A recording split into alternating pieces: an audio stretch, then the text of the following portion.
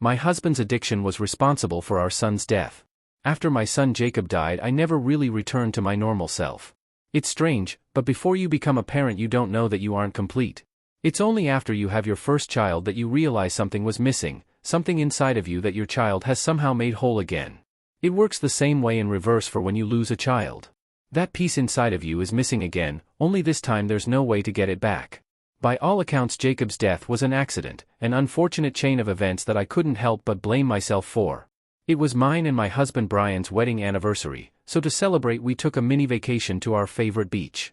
As usual, I was running late, attempting to apply makeup and do my hair as my husband sat on the bed, face glued to his phone. His addiction to his phone was something we fought about constantly in our marriage, but that day I decided to force a smile and ever so kindly suggested that he take Jacob to the beach. Begrudgingly he said he would, and I kissed my 2-year-old on the cheek as his dad took his hand and led him out of the motel room. I quickly finished getting ready and headed out no more than 10 minutes later. Panic is an odd feeling. Panic is what I felt as I climbed down the concrete steps that led to the beach and didn't hear the sound of my husband and son playing together. Panic is what I felt when I saw the flashing white and red lights of the ambulance on the shore. Panic is what I felt when I saw Brian, sitting on the edge of the ambulance, face buried in his hands. But panic doesn't last. Panic soon gives way to terror, to denial, to grief. It was my fault, that's what I told myself at least. I knew that Brian wasn't a strong swimmer. I knew that he wouldn't be able to save our son if he got too far out into the ocean. I shouldn't have let him take Jacob to the beach alone. All these thoughts were at the front of my mind as Brian recounted what happened. How one minute Jacob was building a sand castle, far away from the water. How the tide came up rapidly. How it dragged Jacob under, so fast, so sudden. A part of me felt sorry for Brian, how awful it must have been for him to watch his son in danger, not being able to do anything about it. But another part of me wondered if Jacob died because Brian's attention was on his phone and not on our son. I still held sympathy for my husband up until Jacob's funeral. It was as lovely a service as could be expected. My mother gave a wonderful talk about remembrance. Our pastor's words were equally comforting. My tears were impossible to stop. Brian, however, was more invested in a Wikipedia article than paying our son his final respects. His face was buried in his phone as our son's casket was lowered into the ground. After the wake I confronted him about it. I screamed at him. All of my rage, all of my anger and frustration that I had held inside of me, seeing Brian's lack of empathy for my son drew it all out. I accused him of not loving Jacob, of never paying enough attention to him. I accused him of his death. I said it was his fault, because Facebook and Twitter were more important to him than Jacob. I said such awful things. My outburst was cathartic, however, as these things often are. We agreed to go to couples therapy in addition to our grief counseling that we were already attending. We started to communicate better and he spent a lot less time on his phone. I started to smile and laugh again, like the void Jacob's death left in me was finally being filled. 7 months after Jacob's funeral we learned that we were expecting a baby girl. My heart was so full of love for the first time in a long time. We named her Penelope but called her Penny for short. She was everything I could have hoped for. She had my forehead and her father's chin and Jacob's smile. She was perfect. Of course, life isn't a fairy tale and happiness is fleeting. After Penny was born it was like a light switched off in Brian. He grew distant and cold. He hardly acknowledged our daughter. He started spending all of his time on his phone.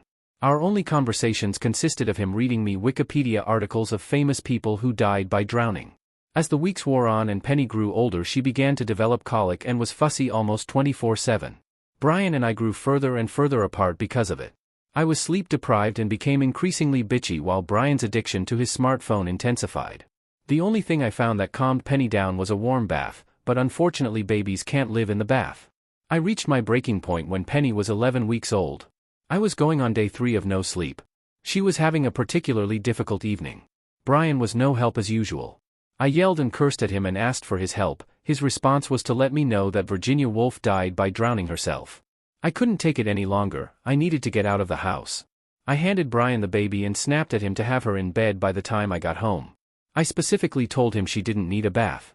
I wished that I could have trusted my husband to give our daughter a bath. I drove to Jacob's grave and I wept. It was a mixture of extreme sleep deprivation and the realization that I was trapped in a shitty marriage that finally broke me. I hugged my deceased son's headstone, my tears rolling down the smooth granite. I woke up in that position, clutching his grave, 2 hours later. I composed myself and got in my car to head home, despite feeling like I had been run over by a semi. The first thing I noticed upon walking into the house was silence, wonderful silence. Brian was finally able to do something right for once, I thought to myself. I headed straight to Penny's bassinet next to our bed so I could give her a kiss before I laid down for some much-needed sleep. It was like being punched in the stomach. The bassinet was empty. Down the hallway I could see that the light was on in the bathroom and the door was shut. I was beginning to feel that familiar sensation of panic as I slowly walked down the hall towards the bathroom. I didn't want to know. I wanted to leave, I wanted to be somewhere else, anywhere but here. It was like an out-of-body experience as I continued walking in the direction of the light protruding from the bottom of the door. It was like a lighthouse that wasn't doing its job. Instead of warning me of the shore, it was drawing me directly into it. I knocked lightly on the bathroom door. Brian. I didn't recognize my own voice. Silence. I could hear a slight rustling on the other side. It took almost 5 minutes for him to open the door. My eyes had adjusted to the darkness so the burst of light was blinding. I could see the outline of my husband, arms outstretched. He was carrying something in his arms. Something lifeless and unmoving. Although he was nothing more than a silhouette, I knew what was in his arms. In my fugue state I didn't recognize my actions. I was a broken woman. I wasn't in control of myself. I wrapped my arms around Brian's neck and embraced him, our lifeless daughter's body between us. I whispered something in his ear, something along the lines of everything will be okay. I could see the terror in Brian's eyes. I knew where the fear came from. He knew what Penny's death meant. There's no such thing as an accident in the death of your second child, especially not when you're the only one present both times. Brian was terrified that he'd be going to prison.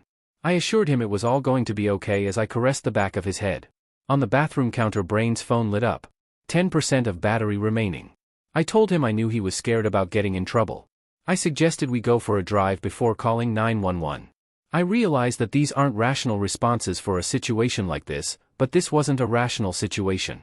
So we got in the car, myself in the driver's seat, Brian on the passenger's and Penny in her car seat. Brian plugged his phone charger into the USB port and plugged in his phone. He immediately checked his Facebook. Anything interesting on there, sweetheart? I smiled at him in the loving way I used to. He grabbed my hand and smiled back at me. We drove 2 hours, to the coast, to the town Jacob died in. Brian hadn't looked up from his phone much within that time, so he was surprised when we showed up at the ocean. Walk with me, sweetheart, like we used to. We got out of the car and walked down the steps toward the beach. We held hands and we kissed and we pretended our daughter wasn't dead in our back seat. We stood at the edge of the water. The tide was strong, large waves crashed at our feet. Brian's phone lit up in his hand, a new notification. Reflexively I snatched the phone out of his hand and I began to repeatedly strike Brian in the temple with the dull end of it. He was caught off guard. What the F, he began to say, but my hits were unrelenting.